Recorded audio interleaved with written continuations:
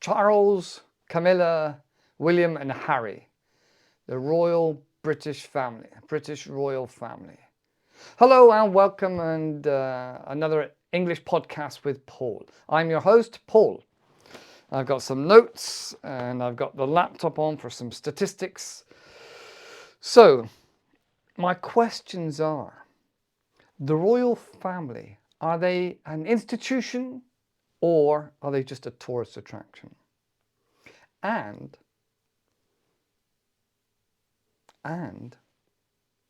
how much influence do they really have on the British nation? Let's find out. Okay, so turn up that dial, listen into my voice. And if you're driving, please focus on the road. Okay, right then. I'll let you know now that I'm not a fan of the royal family, but I'm going to try and have an unbiased look into the royal family, just so you can get a bit of an understanding how much of Great Britain is enshrined with the royal family. Okay, the monarchy. Right, so let's look at some of these statistics. Okay, so after reigning for more than 70 years, Queen Elizabeth II passed away in September 2022 at the age of 96, the longest ever reigning monarch. That's a long time. Okay, longest ever reigning monarch. Some of the other statistics we've got here. Expenditure of the royal family, 107.5 Great British pounds. 107, okay. Now, on the other side of that, Charles will be one of the oldest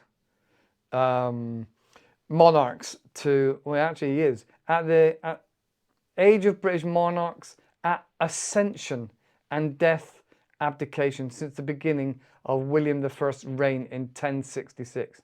So going all the way back to 1066, Charles is the latest one, the eldest monarch ever to be crowned, ascended to the throne. What's his age? Quite old, 70 I think it was. Goodness me, right, okay. Lots of other statistics there. Royal family, favourable ratings for Camilla, finances, there we go, that's a bit more interesting. Value of the sovereignty, grants. Anyway, it gets a bit deep and a bit heavy. All right, let's look at a bit more. So, how many people visit Buckingham Palace, Windsor Palace, and the other sort of royal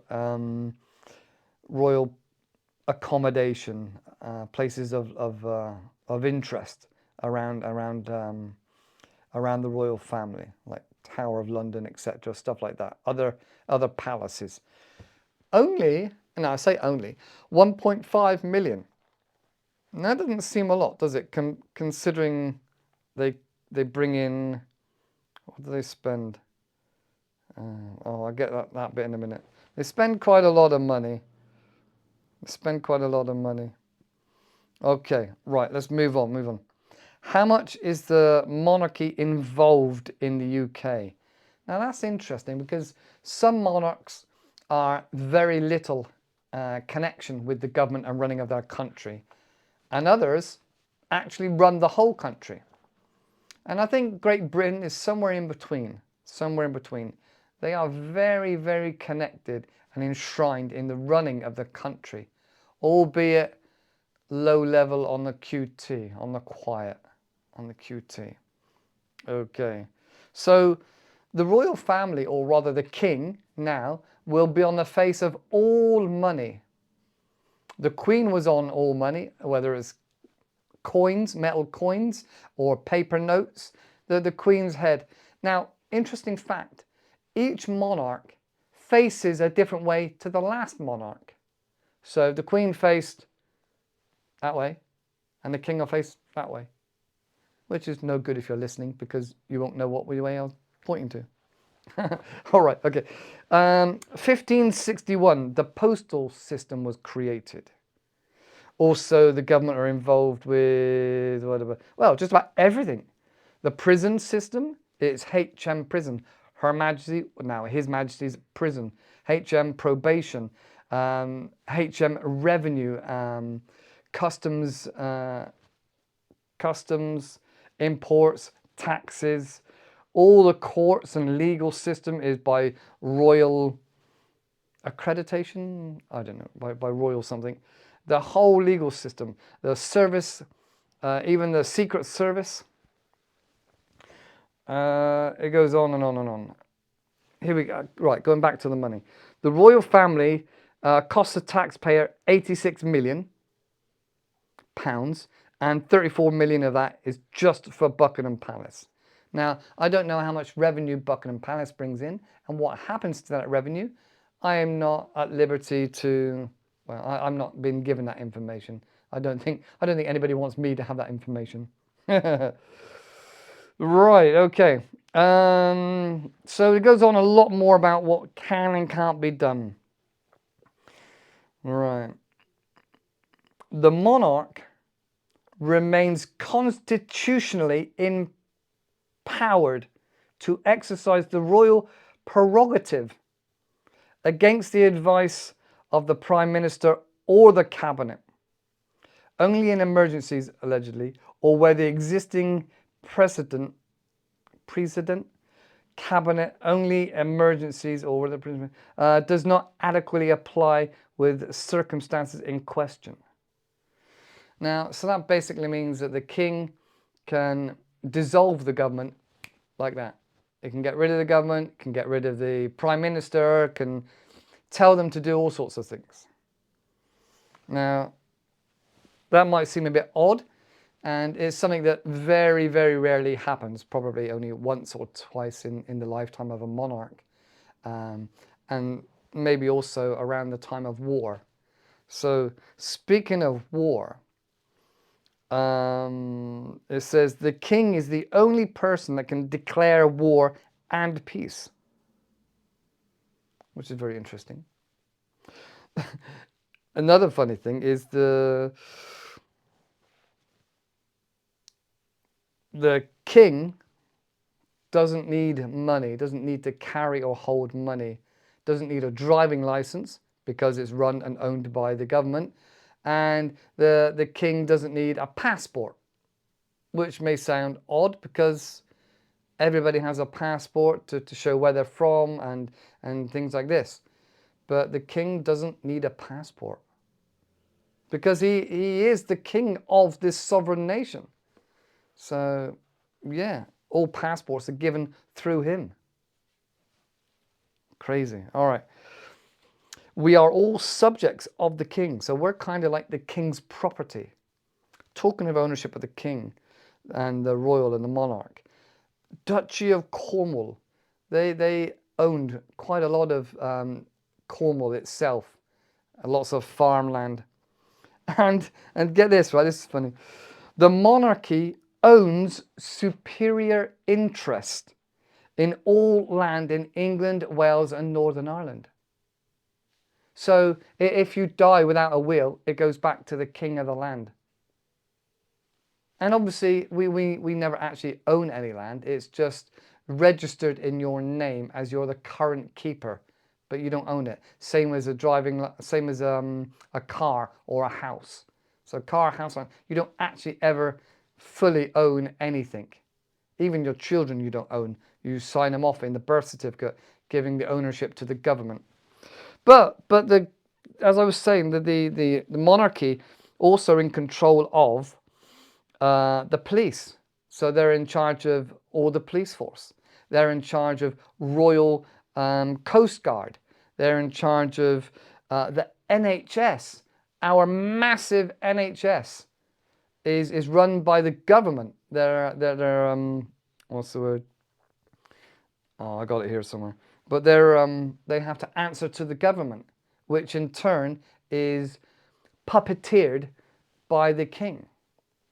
So, and also, right, the king is the commander authority of the armed forces. The force flows through the monarchy and he is the commander in chief. The monarchy appoints like the memberships and the members of the military. So he's in charge of the police, he's in charge of even the ambulance service, the Coast Guard, the army, the government, the taxes, everything can be controlled and manipulated or altered or adjusted or goes back to the king. He's even, right, get this, he's even in charge of the church. He's the head of the church. So anything he doesn't like, he can have changed. Now, what else was I going to say? So the NHS actually is the largest employer in Europe. Only second or third to the army. The British Army or military forces is the next biggest employer. But yeah, the amount of power wielded. And then you got other things as well. You got like the global power and politics that they've garnered over the years through their connections. And I don't need to tell you that how much the Great Britain was connected and owned or took over a lot of different countries around the world. And some of that legacy then is, a lot of that legacy was because of the Queen Elizabeth. Queen Elizabeth II especially garnered a lot of respect. Maybe some of that now is gone, but maybe some relations are still being fostered and harvested with Charles. So we've even got things like the Olympics. The Olympic Games obviously originated from the Commonwealth. Even that term, Commonwealth. Okay. So I'm pretty sure I've covered a lot of it. The money, the tourism, the legal system, the postal system, the secret service, the prison, the revenue, the taxes, the courts, the army, the police, the healthcare, fire and rescue, all of these services, Royal National Lifeboat Institute.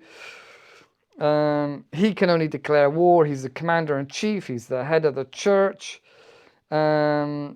King's the only one who can do that. His Majesty's Inspectorate of Constabularies, Fire and Rescue Services. NHS is funded through the UK government, biggest employer. And our biggest export is 80% of our, what do we call it? GVA, gross value added. Gross value added, GVA, is from the service industries. No, I didn't know that. Service industry, 1.7 trillion. That's a big number. 1.7 trillion. That's 80% of the UK economy. So, what we got? Just over 2 trillion. That's a lot of money.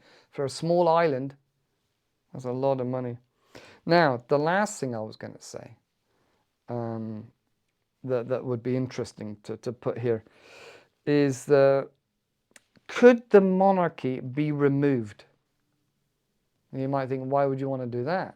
Maybe you want a full, I don't know, a full clean slate, a full clean government, get rid of the monarchy and just have the government run the whole country. And it's more than just the country though, isn't it? It's all the other aspects and parts involved. So, could the monarchy be removed? Yes. Yes, they can, technically.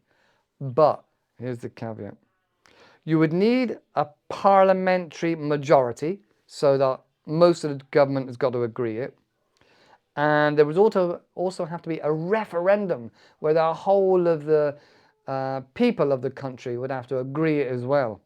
And then, get this, the last of it is that the monarchy would also have to agree. So you have to have all the government agree, you have to have the majority of the people of the land to agree, and you have to have the monarchy agree to remove the monarchy. Now that's some barriers, isn't it? That's some barriers in the way. So, are they a tourist attraction? Yes, they are a tourist attraction. lots of people come to England to see Buckingham Palace and maybe the King, and they love the celebrity part of it. But as I said, I'm going to try and be unbiased, all right? There's a heavy weight on one side of the scales here, that the king has a lot of power and influence around the world, all right? Or the queen did. So there's a hell of a lot of weight on this side of the scales. Now, on the other side, okay, I've got the principle of aristocracy in high society. Many people really want to elevate themselves, whether it's socially or financially or their own ego. And the height of this, the absolute pinnacle of this, is like British high society. So aristocracy, those people with a lot of wealth, old money, you know, people with a lot of land. And the aristocracy in high society is what a lot of people seem to want to work towards, look towards, and sort of try to emulate, if you will. Okay, also, so these are the 3 points I've got to try and balance these skills. Also, demonstrate our heritage and present a public face. A public face. So governments come and go, and even in this day and age, we forget who the leader of the government is, because we've had so many recently. In the last sort of 8 years, we've probably had as many government leaders. So it is hard to keep track at the moment. So having a public face that everybody in the world can know represents our people, that represents our country, has been the monarchy. It's been the Queen until very recently. So the Queen also had a lot of respect, not just from the people in our country, because she's been there for so long, and one of the clever things is that she has all this power, but she's been very, very diplomatic. She's often kept her mouth closed, kept her mouth shut, and not given her opinion, her thoughts, or anything like that. She really doesn't try to persuade governments generally. So even with her political power of trying to influence anybody, she keeps that very much close to her chest, her thoughts and opinions about the way people run things around the world. Now, I'm sure if I had that power, I would want it to be influencing the world for good. But I can see now, with a more mature head on my shoulders, that often saying nothing and keeping your opinions to yourself is more powerful and more clever, cunning, I don't know, more respected. And so that has given her a lot of strength and garnered a lot of respect, like I said, from our people, by not telling people what to do, by not enforcing her views or her weight on one side or the other to any political agreement or disagreement or any particular view. So she's done very clever at doing that very well. And I think as well that it was Queen Elizabeth II that really felt it was a wise idea to allow sovereignty for all these countries and nations, and to move forward in the modern day where many countries seek their independence, they can have their independence, and any countries that want the support and the security of being part of the UK can still have that support. So she has given back a lot of the ownership of the countries and lands and territories back to the original countries. More so than France. And I'm not picking sides here or trying to make a battle, but France has ownership of a lot of countries still. Probably one of the only countries or kind of superpowers left with a lot of overseas territories. So France actually is a lot more, but as we know, more people speak English throughout the world. So yeah, there's a lot of countries.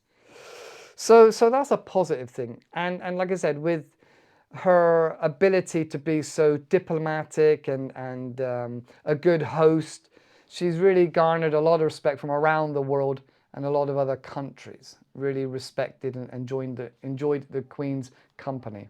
Everybody wants to be with the Queen. You know, she's probably the most difficult person to get close to, and now the King. All right. What else have we got? The country's first attitude. So many people believe, and I'm a bit swayed on this one, but many people believe that she served her country by having a stiff upper lip, serving the country, and putting her family and her desires and wishes on hold. Now, I know she loved Land Rovers and horses and things like that, and she did her bit during the war, and somebody's got to be the face of the country. Somebody has to help prop up the country for morality and for positive attitude. And I think she did a sterling job in that respect, because she didn't ask to be queen. It was kind of put on her. So I give her that. I'll get onto that in a minute. So stiff upper lip, giving the best of her life to help the country, not wielding the power. And one last thing, one other point. So that's 4 points on the other side. Most people in the world that has money and is aware of the value of a good education often put their children and their loved ones through a Western education. Maybe an American one through Harvard or Yale, somewhere like that. But more often, when we talk about higher education, it is talked about as Oxford and Cambridge. And there's also Eton College and a few other famous colleges, which are kind of like universities and preparatory schools. Those are the highest level of connection and wealth, the aristocracy. Right, okay. So we got 4 things for the royal family. All right. Being the face, country first, the better education, or probably the best education in the world, to be honest. Many leaders around the world bring their children and their loved ones to get an education in England. So that has really got to say a lot. And being the the pinnacle of aristocracy in high society. So that's 4 positive factors to try and outweigh the other side of it. Now, in my opinion, could the monarchy and the Queen or the King do more for the people? Yes, they could. They could. Is it a dangerous game of dipping your toes in and giving away your political beliefs and try and persuade people or countries or governments or the civilization, the masses, to do one thing or the other? Yes, that's a very dangerous game. And I can imagine it's very difficult. So a lot more could be done, but then it could be a lot worse. So I'm not in favor of the royal family, but I don't hate them. I don't hate anybody. All right. I would quite happily say hello to the king, but it wouldn't be a high note on my calendar. It would just be a hello, you're a human being, I'm a human being. We both bleed, we both suffer. So in that respect, I would personally like to get rid of the royal family. Now I can hear you're screaming and shouting at me already. So let me know your comments. What do you think? Do you have a monarchy? Do you love your king, your queen? Is it misplaced? Do you have to pretend to love your king and queen for reasons of safety? because I visited a few countries where we don't talk about politics in the government, and it's very unwise to do so. Wow. Interesting. Interesting. Let me know your thoughts and comments below. What do you think of our monarchy? What do you think about Harry? Harry's kind of left the royal family and gone to America, and now he's saying that, you know, his wife and him didn't have the best family life within the royal family. Do you remember other divorces? Do you remember Princess Diana? I'm sort of digging up the past here. Has similar things happened in your country? Let me know in the comments. Let me know what you think. Let's have a conversation. Right, that's it. If you have any comments, please put them down below. If you have any questions, if you've got any topics or subjects you'd like us to discuss, put a mention in the comments, message me. I'd like to know. Okay, so thanks for listening, and I'll catch you in the next video. And as always, have fun learning, otherwise you're not gonna learn. Take care, and I'll see you in the next video. Bye-bye for now.